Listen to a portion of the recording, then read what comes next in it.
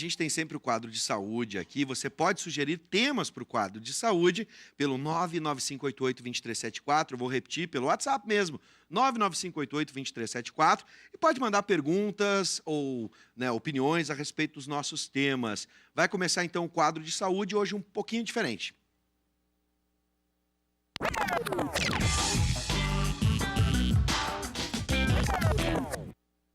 Tradicionalmente, a gente tem mais a presença da medicina, da odontologia, mas hoje, no caso, vamos ter a presença da área do conhecimento da psicologia, e a professora de psicologia da UBRA, Aline Groff-Vivian, está aqui com a gente. Boa noite, seja bem-vinda, professora. Vamos falar do papel do papai querido, né? Que maravilha. Há muito tempo que as famílias têm passado por transformações, né? A gente já não tem mais aquela ideia de papai e mamãe. Às vezes mamãe assume papel de papai, né? O padrasto, como eu lembrei ali do meu, assume também o papel de papai, né? Outros entes da família, o pai acaba falecendo e aí fica para a avó, para o vô, para o tio, até mesmo o irmão, às vezes assume o irmão mais velho, essa figura. Também as relações homoafetivas, onde temos dois pais, né? Enfim, essas transformações, né? Qual o papel dos pais agora nessa visão reformulada que a gente tem hoje em dia? Pois é, Bifes, boa noite. Então, Seja obrigada bem-vinda, pelo professora. convite. Vamos falar de saúde mental, né? E o pai, nesse contexto, é bastante importante, porque ele... eu sou de uma área da psicanálise e a gente entende assim, a função paterna é exercida por alguém, né? Sim. Embora exista transformações, como tu disseste, casais homoafetivos, famílias monoparentais, geralmente as mães acabam assumindo, mas cada vez mais pais assumem a paternidade, né? Assim, a criação dos filhos. A gente deve pensar assim, quem exerce essa função, né? A função de limite, né? Muitas vezes da lei do pai. Na psicanálise existe a lei do pai. Alguém tem que chegar e dizer, não pode tudo, né? Essa função é exercida agora também por diversas pessoas. Engraçado, eu achava que essa função, professora, era mais da mãe. Talvez cada família possa mudar essa figura. O meu pai era mais liberal, minha mãe é que restringia algumas então, coisas. A função... E essa ideia de pai modelo, por exemplo. Hoje também as transformações, a gente vê pais que assumem outras posições dentro da sociedade. Antes o pai era o que saía para trabalhar, esse era o conceito antigo. Sim. Hoje o pai já assume funções domésticas. Muito. Essa questão das transformações sociais também colocam o pai numa saia justa. Sim. Se é que o pai, né, ele pode Entendi se sentir... o trocadilho ali, pode claro. se sentir também pressionado a exercer novas funções, dividir mais as tarefas, mas o principal para a saúde mental é o afeto, é o vínculo que se estabelece de proximidade. Até, Bives, eu estava lendo um estudo israelense que fez eles investigaram através da neuroimagem casais, então, de pais biológicos, homem e mulher, um casal heterossexual que se tornou pai pela primeira vez, Sim. e casais homossexuais, e eles investigaram na interação dos pais com esses bebês, através de filmagens.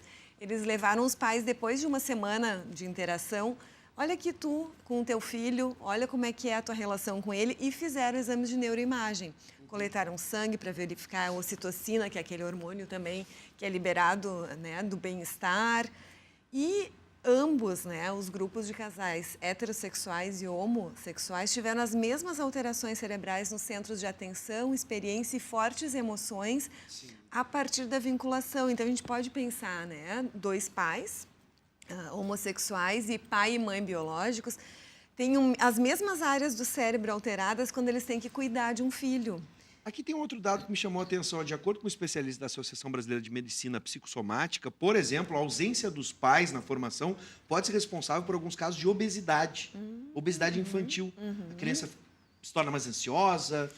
De novo, a questão do limite, assim, o pai exercendo muitas vezes um modelo, como tu disseste, e necessitando fazer esse corte, até dizer, olha, não, se a mãe não conseguir, né, a mãe tem que autorizar também o pai a fazer esse corte, né, poder inserir o pai na relação. E o tempo de convivência talvez seja esse, né? A criança pode substituir por várias coisas, até por pequenos delitos. Sim. A gente vê também estudos que mostram... E no caso de pais separados, isso também é muito comum hoje na nossa sociedade. A pessoa separa, o marido e mulher deixam de ser, né, esposa e marido. Sim. Mas não deixa de ser pai. Essa função é indissociável, né? Ele vai ter que exercer e aí já achar um arranjo com a ex-mulher ou com a mãe das crianças e vice-versa, para que o beneficiado seja a criança, né? Porque às vezes no meio dessa situação, então um é mais permissivo, talvez até por se sentir menos, né, presente, queira compensar de alguma maneira. Outro transtorno pode ocorrer na medida em que temos dois pais presentes, tem a figura do pai biológico e a criança mora com a mãe e com o padrasto, e o pai, ao longo do tempo, vai assumindo posições também de responsabilidade, de limitação, de limites. Na verdade, a criança, às vezes, em casos de pais separados, ela fica com um conflito de lealdade, né? Uma espécie assim, pô, mas meu pai me diria isso, tu estás me dizendo aquilo, onde é que eu fico nisso, assim? Então, a criança também precisa de uma referência e de uma segurança. Quanto mais figuras paternas para ela, boas, né, figuras de referência, melhor. Até para que ele não fique se sentindo, não posso fazer isso porque é tu que está me dizendo, meu pai não me disse. Sim. Então, os desafios, tanto para os pais quanto para os filhos, né, nessas novas configurações, se complexificam, se tornam maiores, aumentam. E no caso, hoje, a gente tem um processo que ficou um pouco mais fácil na justiça, antes era muito burocrático, do pai adotivo. Essa figura, tudo bem, às vezes chega muito pequeno, ainda não tem toda aquela interação, mas na medida em que chega já grande, já quase adolescente, por exemplo, como é que o pai deve funcionar na medida que ele não acompanhou o desenvolvimento da criança? Sim, se oferecendo como um novo modelo, muitas vezes, porque se a criança foi adotada, pode-se pensar que alguma questão familiar original não deu certo de alguma maneira. Na questão assim, nesse caso da adoção, primeiro amigo e depois pai, porque às vezes há um conflito entre isso, né? A gente começa a desenvolver uma relação de amizade, né? E chega um momento que, bom, agora não sou teu amigo, agora eu tenho que dizer não. Não, amigo não, porque pai é pai, né? É claro que tem esse vínculo, essa questão emocional ligada, mas existe uma espécie de hierarquia, assim, né? A gente sabe que é uma figura de autoridade, e isso para a Constituição psíquica é importante, assim, bom, eu não posso tudo mesmo, agora eu tenho um pai.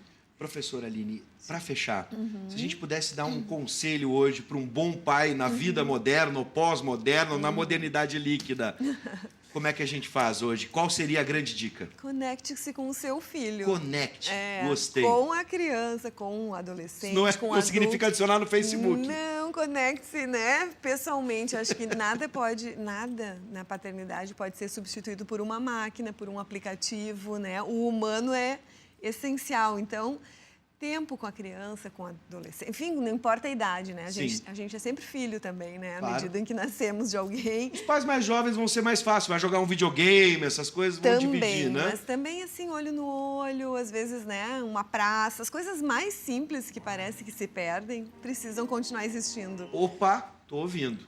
Ouvi. É ele, né? É o Fábio Júnior. Então tá. Professora, obrigado pelas dicas e que todos possam ser pais, bons pais. Conexão RS. Conexão RS com você, conexão com o seu papai, seja ele de qual forma, de que jeito for, tá bom? Professora, obrigado mais uma vez, seja bem-vinda.